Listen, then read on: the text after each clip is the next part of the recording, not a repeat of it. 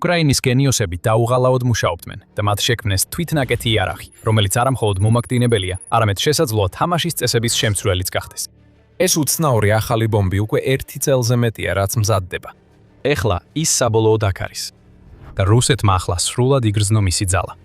Forevnew Watchma პირველი დარტმა მიაყენა და ეს ბოლოა, როცა ამ სახელს ვიხმარ. უკრაინამ თავისი გამასწორებელი რუსეთზე გამომოიყენა და მან ზუსტად ის გააკეთა, რასაც მისი სახელიც გვპირდებოდა. მან მთლიანად გაასწორა რუსული პოზიციები.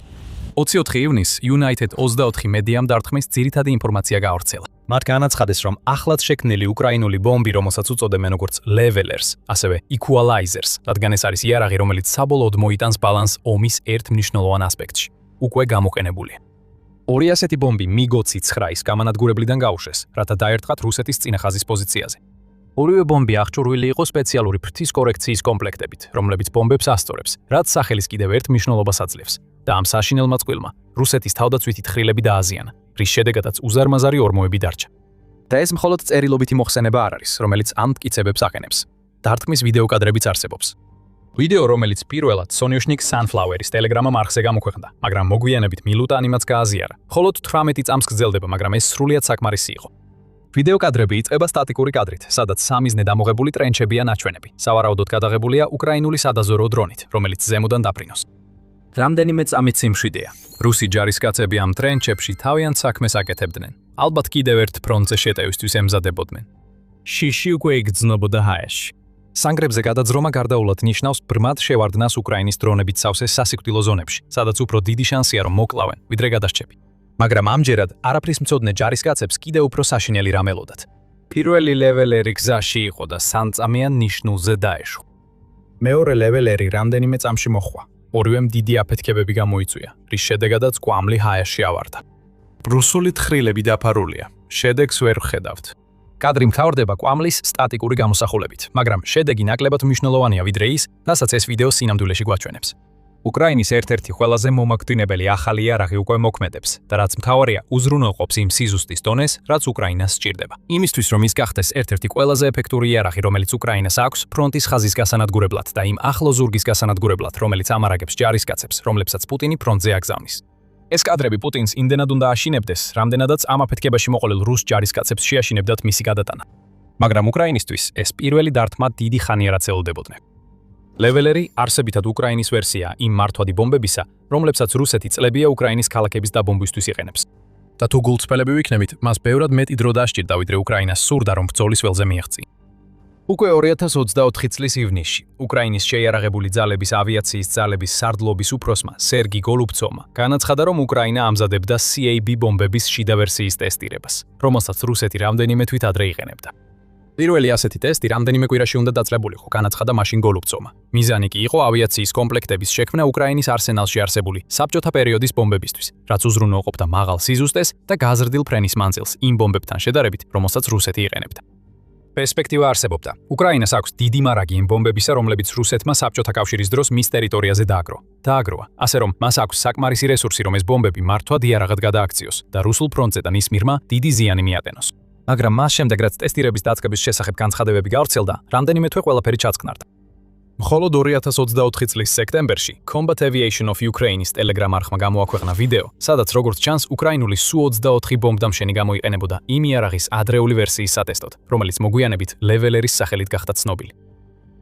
ამ კადრებმა გარკვეული იმედები გააჩინა. მართვადი ბომბი წარმატებით გამოეყო თვითფრინავს და ამ ვიდეომ გარკვეული წარმოდგენა მომოქცა, თუ როგორ იყო ბომბის კომპლექტი დაპროექტებული. ჩვენ დავინახეთ დაკეცილი ფრთები და მომრგვალებული ცხვირის ფეარინგი, რომელიც ბომბის აეროდინამიკურ თვისებებს აუმჯობესებდა. შემდეგ კი თითქმის 2 წლის განმავლობაში ყველაფერი ჩაწყნარდა. რაც არ უნდა ყოფილიყო მიზეზი და უკრაინას ამის ახსნა არ გაუკეთებია, 2026 წლამდე დასჭირდა იმ ბომბის სრულად გამოჩენას, რომელიც დღეს ცნობილია როგორც ლეველერი. შეგვიძლია ვივარაუდოთ, რატომ დასჭირდა უკრაინას ასე დიდი დრო ბომბის კონცეფციიდან საბრძოლო გამოყენებამდე მოყვანას. შესაძლოა უკრაინას სჭირდებოდა მუშაობა მოქმედების რადიუსზე, რათა მის მებრძოლ თვითფრინავებს შეეძლოთ გაშვება ხაზების მიღმა საკმარისად შორიდან, სადაც რუსული საჰაერო თავდაცვისგან საფრთხე აღარ იქნებოდა. ან იქნებ უკრაინამ გადაწყვიტა, რომ უპირველესად დრონების განვითარებაზე გაეკეთებინა აქცენტი, განსაკუთრებით მაშინ, როცა დასავლეთიდან ირებდა JDAM-ისა და ASM Hammer-ის კომპლექტებს, რომლებიც მისი ახალი ბომბის მსგავს ფუნქციას ასრულებდნენ. რაც არ უნდა ყოფილიყო მიზეზი, ლეველერი აქ მოსვლას დიდხანს აყონებდა. მაგრამ ახლა ის აქ არის და უკრაინა ძალიან გაიხარებს მისი პირველი წარმატებული გამოყენებით. ახლა უკრაინას ხელთ აქვს იდეალური საშუალება UMPK კომპლექტებისთვის, რომლებსაც რუსეთი იყენებს თავისი უგუნური ბომბების ნახევრად მართული იარაღებად გადასაქცევად, რაც სერიოზულ განადგურებას იწვევს. ეს რუსული კომპლექტები შეიძლება მიამაგდეს რუსეთის FAB-250 და FAB-500 საჰაერო დანიშნულების ბომბებზე და მათ რუსეთს საშუალებას აძლევს დაარტყას სამიზნეებს ფრონტის ხაზის უკან რამდენიმე ათეული კილომეტრის მანძილზე. ლეველებს შეიძლება რუსული კომპლექტების კლონად მიიჩნიონ, მაგრამ ის ბევრად მეტია ვიდრე უბრალოდ ეს. მიუხედავად იმისა, რომ UMPK კომპლექტებისგან არის შთაგონებული, Leveler ავითარებს ყველაფერს, რაც რუსეთმა გამოიგონა და ინოვაციას ახორციელებს ისეთ გზებზე, რაზეც პუტინის ხელქვეითებს აზრადაც არ მოუვიდოდათ. მას შემდეგ, რაც Leveler პარიზში Euro-Eurosatory 2026-ის გამოფენაზე წარადგინეს, რამდენიმე დეტალი გაჟონა იმის შესახებ, თუ რას ქმნის უკრაინა. როგორც Pravda იუცხება, ბომბის კომპლექტები საშუალებას აძლევს უმართავ ბომბს გაუშვან 500-დან 10,000 მეტრზე მეტ სიმაღლეზე.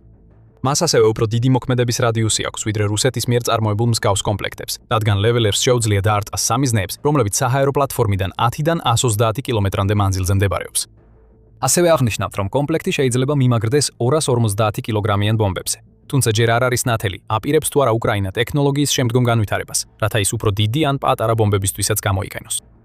Business Insider-მა თავის ანგარიშში ბომბის შესახებ კიდევ რამდენიმე დეტალი გაავრცელა და აღნიშნა, რომ მისი გაშვება შესაძლებელია უკრაინის საბჭოთა ეპოქის პლატფორმებიდან, როგორც ეს ადრეული ტესტებიდან ნახეთ. და ის ფაქტი, რომ უკრაინამ თავისი პირველი დარტყმისთვის MiG-29 გამოიყენა და რომ ის თავსებადია F-16-ებთან და Mirage-ის გამანადგურებლებთან, რომლებიც უკრაინას აქვს განკარგულებაში, ეს თავსებადობა არ ნიშნავს იმას, რომ ჩვენ მაშინვე ვიხილავთ Levelers ამ თვითმფრინავების ფრთებიდან ჩამოშრებულს. Levelers ორივესთვის დამატებითი სერტიფიცირება სჭირდება, სანამ მისი გამოყენება იქნება შესაძლებელი, მაგრამ ეს, როგორც ჩანს, შედარებით მარტივად გადასაჭრელი პრობლემაა.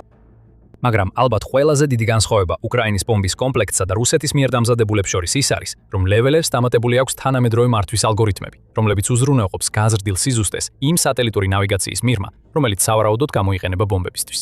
ეს მიუთითებს იმაზე, რომ ხელოვნური ინტელექტი გამოიყენება სადღაც ამ პროცესში.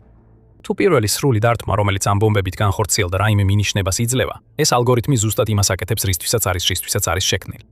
რუსეთის საკმარისად კარგის მიდგომამ გაამართლა მის გლაიდ ბომბებთან დაკავშირებით. მთავარია ეს იარაღი რაღაცას მოხდეს, თუნდაც 100 მეტრით აცდეს სამიზნეს. ეს პუტინისთვის საკმარისია. უკრაინას სიზუსტეს ისეც მოითხოვს, რომ შეძლოს ვიწრო თხრილს დაარტყას ათეულობით კილომეტრის დაშორებიდან. Leveleri სწორედ ამ სიზუსტეს უზრუნველყოფს.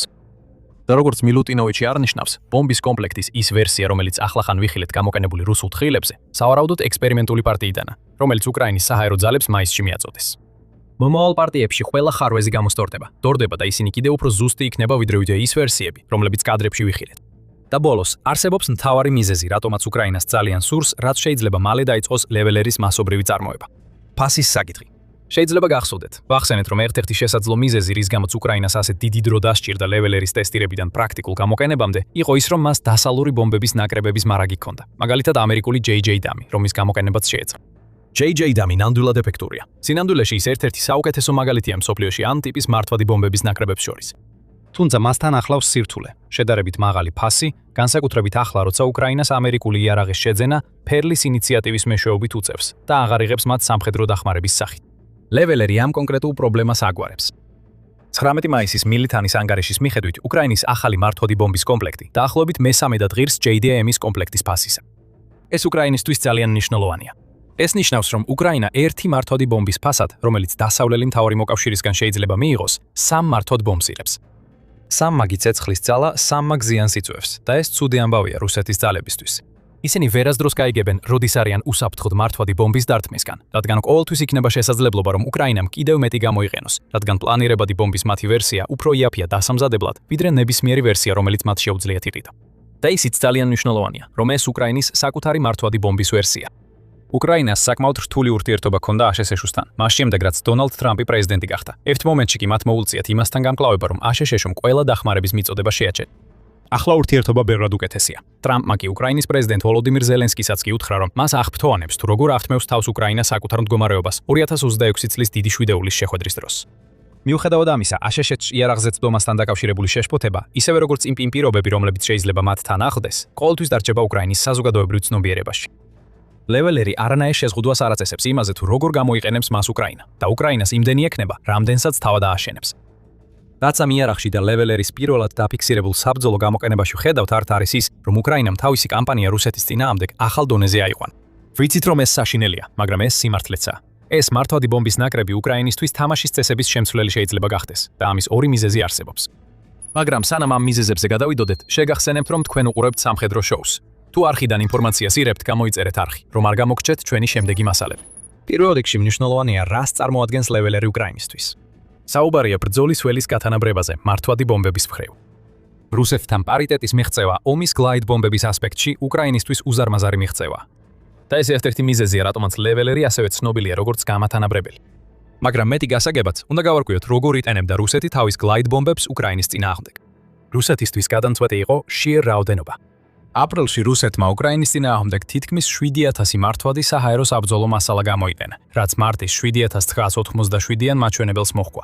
ეს იყო ომის განმავლობაში ერთ თვეში დაფიქსირებული რეკორდი, რადგან რუსეთმა 1500-ით მეტი მართვადი ბომბი გაუშვა, ვიდრე წინა რეკორდის დამყარებისას თებერვალში. The Russia Matters-ის მიხედვით, როგორც ჩანს, რუსეთი 2026 წელს დაასრულებს უკრაინის მიმართულებით დაახლოებით 65000 მართვადი ბომბის გაშვებით, რაც 2025 წელს გაშვებულ 60000 ბომბთან შედარებით 25%-იანი ზრდა. თავარი აქ ისაა, რომ რუსეთს კარგად ესმის, რამდენად საშიშია ასეთი ტიპის ბომბები. და გულწრფელად რომ თქვათ, ესეთი გლაიდ ბომბების უპირატესობა პუტინისთვის ერთ-ერთი იშვიათი ნათელი წერტილია მის კამპანიაში, უკრაინის დამორჩილებისკენ მიმართული. სუსტი დამიზნება ამ ბომბების მიზანი არ არის, რომელთა წონა შეიძლება 1500 კილოგრამამდე იყოს. რუსეთისთვის მთავარი მიზანი ზიანის მიყენებაა. ცის დაფარვა გლაიდ ბომბებით რუსეთს საშუალებას აძლევს დაარტყას სამიზნეებს მთელი უკრაინის მასშტაბით, მათ შორის იმ ქალაქებსაც, რომლებიც უკრაინამ გაამაგრა. და იმ ქალაქებშიც კი, სადაც რუსეთი ჯერ არ მისულა, ათასობით მშვიდობიანი მოქალაქე ცხოვრობს. ზუსტი მონაცემები არ გვაქვს, თუ რამდენი უკრაინელი მშვიდობიანი მოქალაქე მოკლა რუსეთის გლაიდ ბომბებმა. კაიროს მონაცემებით 31 მაისის მდგომარეობით დადასტურებულია 16126 უკრაინელი მშვიდობიანი მოქალაქის გარდაცვალება და ამ გარდაცვალებათა დიდი ნაწილი სავარაუდოდ რუსეთის გლაიდ ბომბებს უკავშირდება. უკრაინამ შეიმუშავა გზები ამ ბომბების წინააღმდეგ საბრძანდებ, რაც მას არაერთხელ მოუწია, რადგან რუსეთი მუდმივად აუმჯობესებს მათ. მაგალითად 3 აპრილს Forbes-მა გაავრცელა ინფორმაცია, რომ უკრაინამ შექმნა ახალი ტიპის ჩამხშობი, რომელიც რუსეთის გლაიდ ბომბების უმეტესობას უსარგებლოს ხდის. Lima Quantat წოდებული ამ ახალი ჩამხშობის სისტემის შემქმნელების წარმომადგენელმა Forbes განუცხადა, რომ ამ ბომბების ეფექტიანობა ნულამდე დაეცა და დაამატა. დაახლოებით 700 კილომეტრიან ფრონტის მონაკვეთზე ერთ-ერთ წინა თვეში მტერმა 869 ასეთი ბომბი ჩამოაგდო. ამ დარტყმების შედეგად 8 სამხედრო მოსამსახურის მსუბუქი დაზიანებები დაფიქსირდა. თუმცა რუსეთის მართვადი ბომბების წინააღმდეგ ბრძოლა ერთი საკითხია. სრულიად სხვა საკითხია, როდესაც შეგიძლია იგივე განადგურება მიაყენო რუსეთს ბომბის კომპლექტების საშუალებით, რომლებზეც აწერია დამზადებულია უკრადებული. როდესაც უკრაინა მასობრივ წარმოებაში გადაიყვანს ლეველერს, ის შექმნის ათასობით საკუთარ მართვად ბომბს, რათა სიტუაცია რუსეთთან მიმართებაში შემოაბრუნოს. მხოლოდ ერთი განსხვავება იქნება. რუსეთი თაეთბავის გლაიდ ბომბებს ქალაქებზე ისვრის, უკრაინა ასე არ მოიქცევა.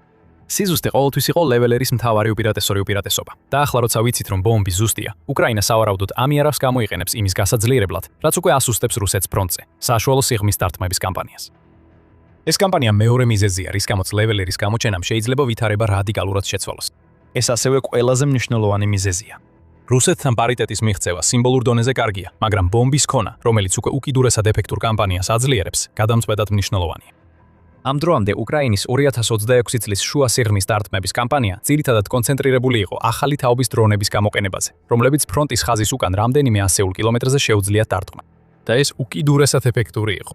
უკრაინის დრონები განსაკუთრებით ყირიმში მიმავალი ლოგისტიკური არტერიების მიზანში ამოღებას ცდილობენ, რადგან უკრაინა ცდილობს ნახევარკუნძულის იზოლირებას და პუტინისთვის ის სტრატეგიულ ვარიანტად გამოუსადეგარი გახადოს. მაგრამ ამაზე მეტადაც, უკრაინა უკვე წელიწადზე მეტია, რაც დრონებითა და დასავლური წარმოების იარაღით რუსეთის ახლო ზურგში სამიზნეებს უტევს, იუწყება Kyiv Independent. სამიზნეებს შორის იყო მომარაგებისა და სატყოვის სათვირთოები, საჰაერო თავდაცვის სისტემები, საბრძოლო მასალის საწყობები, დრონების გაშვების ადგილები და მართვისა და კონტროლის ცენტრები, რომლებზეც რუსეთი ეყრდნობა ფრონტზე თავისი ჯარების ორგანიზებისთვის. მთავარი განსხვავება ახლა და ერთი წლის წინათ შორის ისაა, რომ უკრაინის შუა სიღრმის დარტყმების კამპანია იმ დონემდე გაიზარდა, რასაც რუსეთი არასდროს ელოდა. რადიო თავისუფალი ევროპა, რადიო თავისუფლების მიერ გაზიარებული ფოტოები მხოლოდ მცირე დაზიანებას აჩვენებს, სადაც ჩანს დამსხვრეული და დამწვარი მანქანების ნარჩენები და ხანძრები მნიშვნელოვან ნავთობის საწყობებში. უკრაინამ გააცნობიერა, რომ რუსეთის ლოჯისტიკის პარალიზება ზურგში სერიოზულად აზიანებს რუსეთის მცდელობებს ფრონტის ხაზზე შეტევები განახორციელოს. ბევრი ითქვა ახალი თაობის დრონებზე, რომლებმაც საშუალება მისცა ამ შუა სიღრმის დარტყმების კამპანიის განხორციელებას. Hornet-ი გახდა მთავარი სიახლე. ხელოვნური ინტელექტით აღჭურვილი და ამერიკული კომპანიის მიერ შექმნილი Hornet-ი ავტომატურად ამოიცნობს სამიზნეებს და იმდენად იაფია, რომ უკრაინა ყოველდღიურად ათეულობით იყენებს. სხვა გამორჩეულებს შორისაა ახალი ბეჰემოთის დრონი, რომელსაც შეუძლია 300 კილომეტრის მანძილზე სამიზნეების დაზიანება 75 კილოგრამიანი ტანდემური საბრძოლო თავით, რომელიც აერთიანებს შეღწევად ელემენტსა და თერმობარულ მუხტს, რაც მას იდეალურს ხდის გამაგრებული სამიზნეების წინააღმდეგ.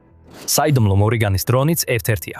Business Insider-ი უწყება, რომ ეს დრონი მნიშვნელოვანი იყო უკრაინისთვის, რათა RR-280 გზა, რომელიც რუსეთს, ყირიმს და სამხრეთ უკრაინის ოკუპირებულ რეგიონებს აკავშირებს, რუსული ტექნიკისთვის ნამდვილ ჯოჯოხეთად ექცია. ეს დრონები და სხვა საშუალო დონის დარტყმის დრონები დიდ როლს თამაშობენ ომის მიმდინარეობის უკრაინის სასარგებლოდ შეცვლაში. ყირიმის იზოლაციის კამპანიის გარდა, უკრაინის საშუალო დონის დარტყმებმა იმდენად დაასუსტა რუსეთი ფრონტზე, რომ უკრაინა აქტიურად აღწევს წარმატებებს და სრულად აჩერებს გრანდიოზულ ზაფხულის შეტევას, რომელიც პუტინს სჯეროდა სექტემბრამდე დონბასს მოუტანდა. ეს უკვე აღარ მოხდება. ეხლა წარმოიდგინეთ, რომ ამ ყველაფერს ლეველერი დაემატოს. დრონების გარდა, რომელთა შეჩერებაც რუსეთს უკვე უჭირს, უკანა ხაზზე მყოფ ძალებს ახლა უწევთ გამკლავება ძლიერ გლაიდ ბომბებთან, რომლებიც ბევრად უფრო ძლიერ დარტყმას აყენებენ, ვიდრე უმეტესობა საშუალო დონის დარტყმის დრონებისა.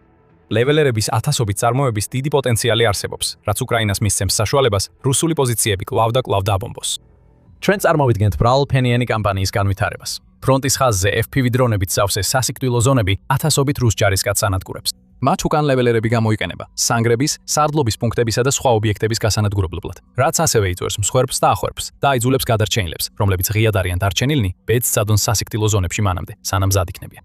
და ამის უკან უფრო ღრმად რუსების სურჩი საშუალო დონის დარტყმის დრონები ანადგურებენ მომარაგების სატვირთოებს და სხვა რუსულ სამიზნეებს, ანადგურებენ ლოგისტიკას, რომელიც უნდა ემსახურებოდეს იმ ჯარისკაცებს, რომლებიც ახლა FPV დრონებითა და ლეველერებით ზიანდებიან. ეს არის ერთი შესაძლო მომავალი, რომელსაც ახლა რუსეთი აწყდება და ეს ის მომავალია, რომის წარმოდგენაც პუტინს არც კი უნდა. ლეველერი ოფიციალურად უკვე აქ არის და უკვე დაამტკიცა, რომ თავისი სახელი ზღივსია, თავისი პირველი საბრძოლო გამოყენებისას. უკრაინის თვითნაკეთი იარაღი ყველაფერს ცვლის.